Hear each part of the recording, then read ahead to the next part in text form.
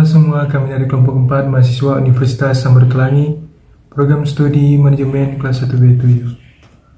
Video ini dibuat untuk menyelesaikan salah satu tugas kelompok di mata kuliah pengantar manajemen dengan dosen Dr.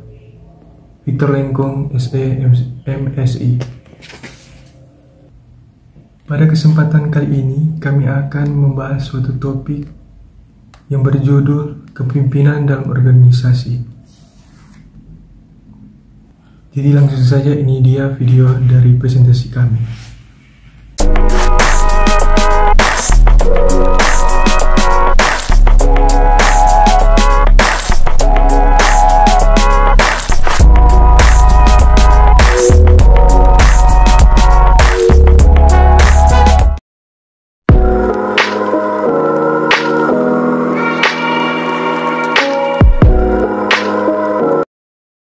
Kepemimpinan merupakan suatu proses yang sangat penting dalam sebuah organisasi. Kepemimpinan dalam organisasi adalah suatu proses di mana seorang pemimpin dapat mempengaruhi dan bisa memberikan contoh kepada pengikutnya atau kepada karyawannya untuk bisa berani dalam mengambil keputusan dan bisa bertanggung jawab, berpengabdian, dan bisa bermimpi untuk mencapai tujuan dan harapan yang diinginkan dalam sebuah organisasi. Menurut ahli Ralph M. Stockdill, kepemimpinan adalah suatu proses mempengaruhi kegiatan-kegiatan sekelompok orang yang terorganisasi dalam usaha mereka menetapkan dan mencapai tujuan. Menurut ahli George R. Terry, kepemimpinan adalah aktivitas mempengaruhi orang-orang supaya diarahkan mencapai tujuan organisasi.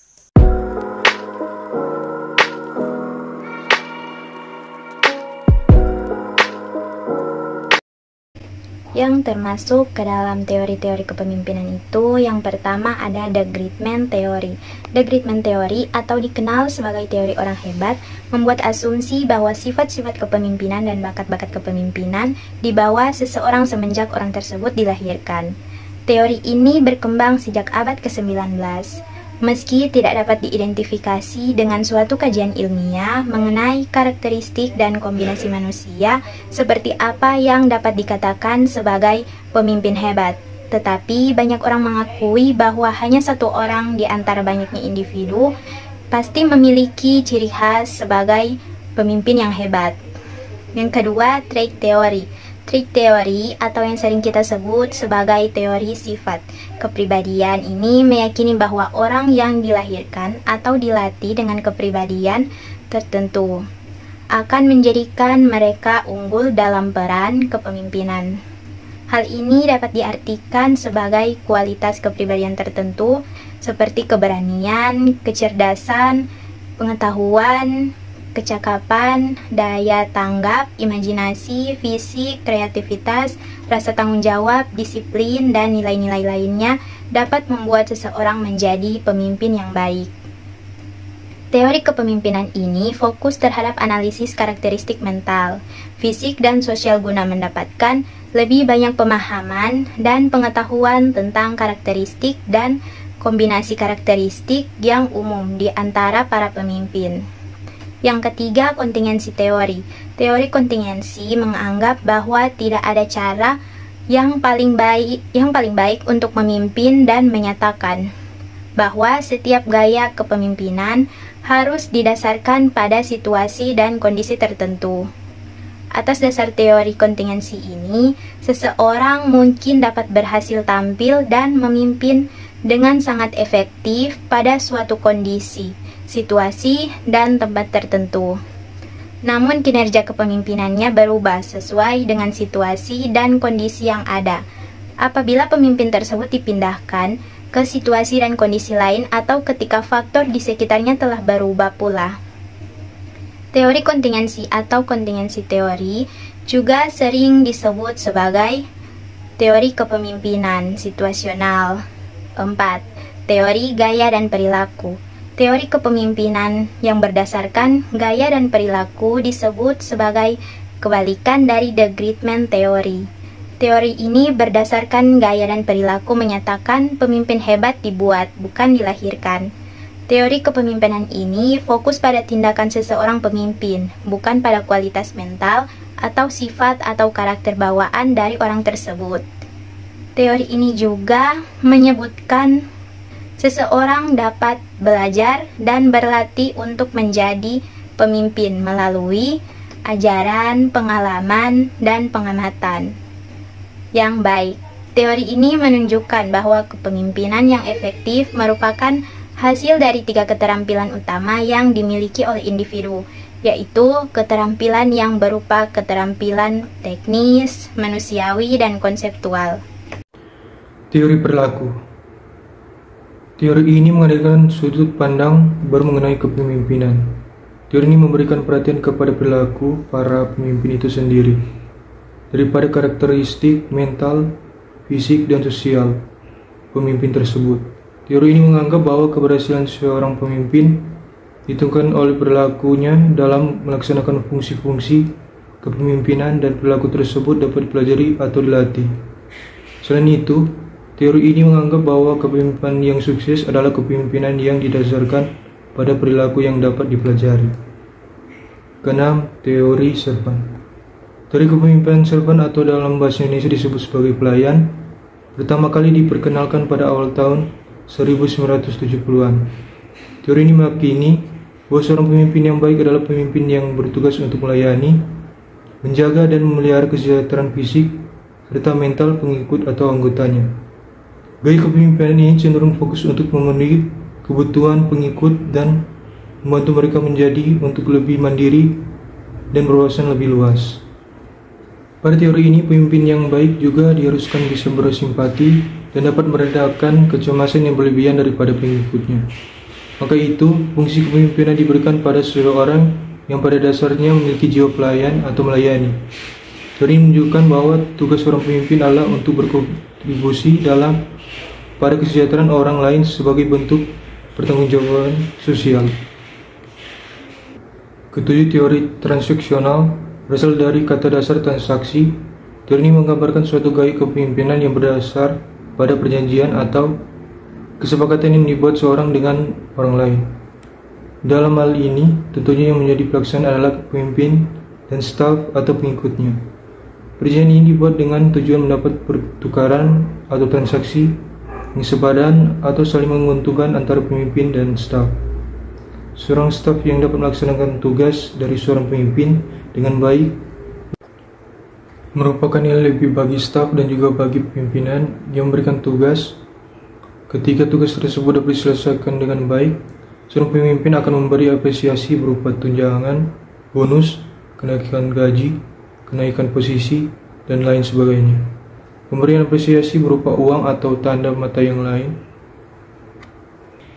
merupakan bentuk penghargaan atas kinerja seseorang, yang membuat seseorang tersebut merasa kerja kerasnya dihargai. Penghargaan ini pula merupakan suatu bentuk hal yang telah disepakati bersama sebelumnya. Ke-8, teori transformasional. Mengacu pada kata transformasi yang memiliki arti umum perubahan. Teori kepemimpinan transformasional merupakan sebuah teori yang mengarah pada istilah memanusiakan manusia. Teori ini mengenapkan pendekatan personal pemimpin terhadap staf atau bawahan.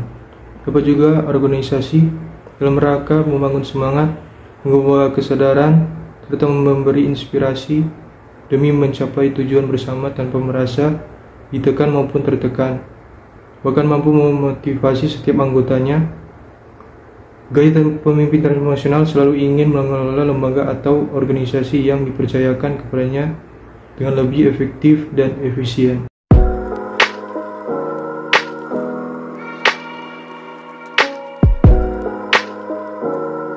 Isu-isu teknisi kepemimpinan. Contohnya saat ini terjadi krisis kepemimpinan daerah. Krisis kepemimpinan daerah sedang terjadi selama pandemi COVID-19 yang memicu munculnya publik. Krisis tersebut ditunjukkan dengan berbagai kasus kepala daerah yang melanggar aturan.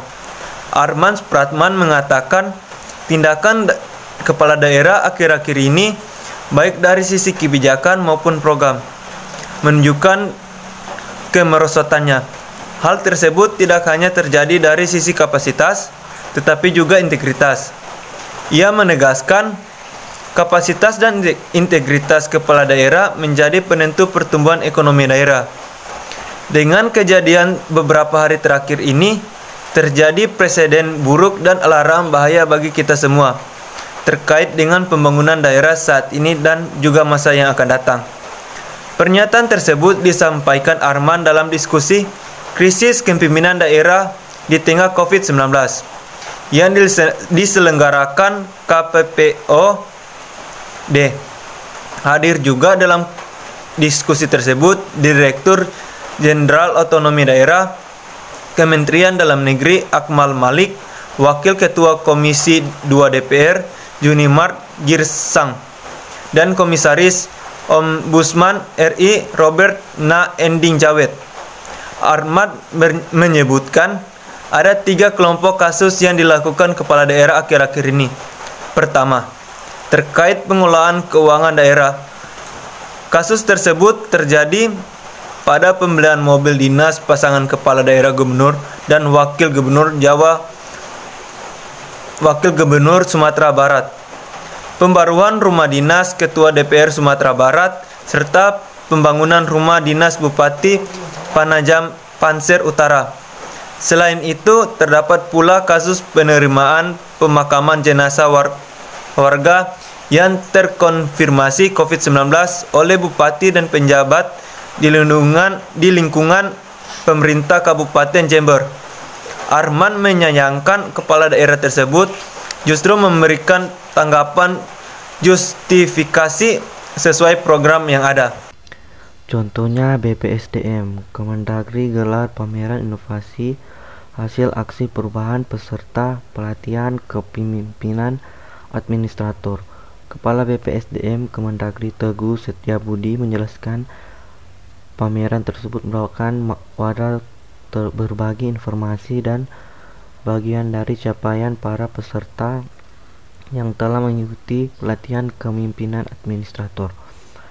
Melalui pelatihan itu, para peserta berhasil menciptakan inovasi bagi institusinya masing-masing.